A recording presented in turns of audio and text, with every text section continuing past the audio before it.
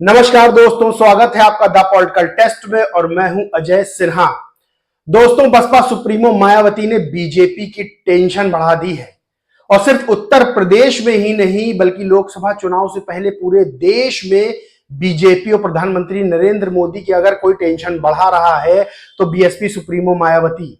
और वो अपने दांव से, अपनी रणनीतियों से, अपनी सोशल इंजीनियरिंग से ऐसी चाल चल रही हैं जिसके बाद बीजेपी की नींद उड़ गई है।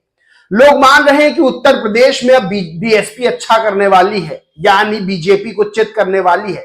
लेकिन दोस्तों, यकीन मानिए, बीएसपी सुप्रीमो मायावती पूरे देश भर में एक लहर के साथ आ रही है, यानी एक जलजला आने वाला है, एक तूफान आने वाला है जिसकी आहट होने लगी है।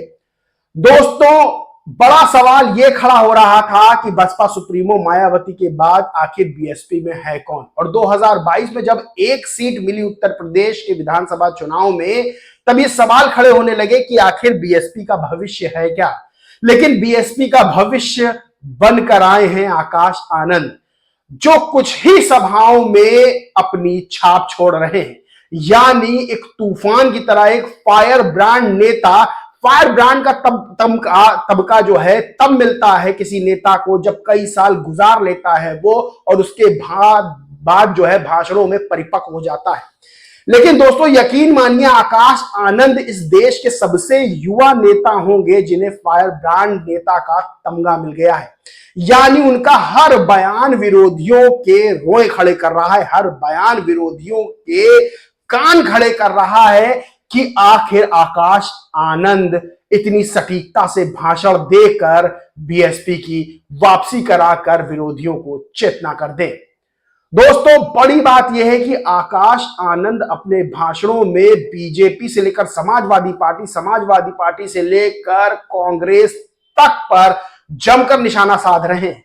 मुद्दे भी एक से एक चुन रहे हैं, शिक्षा से लेकर रोजगार, महंगाई, महिला सुरक्षा, कानून व्यवस्था जैसे जो मुद्दे हैं वो आकाश आनंद के भाषणों में सामने आ रहे हैं।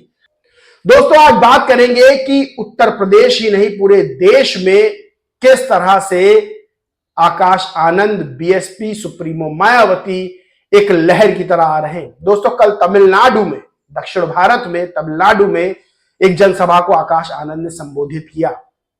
बहुत भीड़, सैलाब उमड़ पड़ा। और दोस्तों, जब यह बात होने लगी कि बीएसपी सुप्रीमो मायावती यानी बीएसपी का भविष्य क्या है, तो भविष्य के तौर पर आकाश आनंद आए। और आकाश आनंद के आने के बाद जो बड़ी संख्या में युवा हैं, जो बड़ी संख्या में नई सोच के युवा हैं, वो बीएसपी से जुड़ने लगे। दोस्तों, आपको बता दें कि भारत देश में लगभग 16.5% वोट बैंक दलितों का है। पूरे भारत में लगभग 20 करोड़ दलित वोट बैंक है, 20 करोड़ जनसंख्या है। अब सोचिए कि इतना बड़ा वोट बैंक और उस वोट बैंक की सबसे बड़ी नेता है बसपा सुप्रीमो मायावती। अब वो वोट बैंक फिर से बसपा सुप्रीमो मायावती के पास आ रहा है वापस। और पूरे देश में यह बात सामने आ रही है कि बीएसपी सुप्रीमो मायावती बहुत बड़ा बदलाव करने वाली है, यानी एक बार फिर से बड़ी जीत हासिल करने वाली है। दोस्तों, इसका अंदाजा भी इस बात से लगाया जा सकता है कि इसके बाद से बीजेपी की नींद उड़ी हुई है।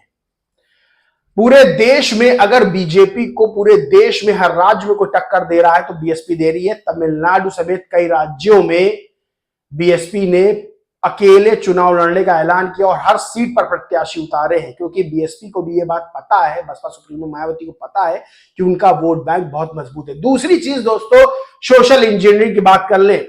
कल चौथी लिस्ट बीएसपी ने जारी की। चौथी लिस्ट में दोस्तों 9 प्रत्याशियों में 3 ब्राह्मण और 2 मुस्लिम्स को टिकट दिया गया है। यानी सोशल इंजीनियरिंग का फॉर्मूला 2007 से 12 में जो लगाया गया था, 2007 वाली जीत थी, उसको फिर से जमीन पर लाया गया है। दोस्तों, सबसे ज्यादा उत्तर प्रदेश में मुस्लिम प्रत्याशी देने वाली पार्टी इस समय बीएसपी है।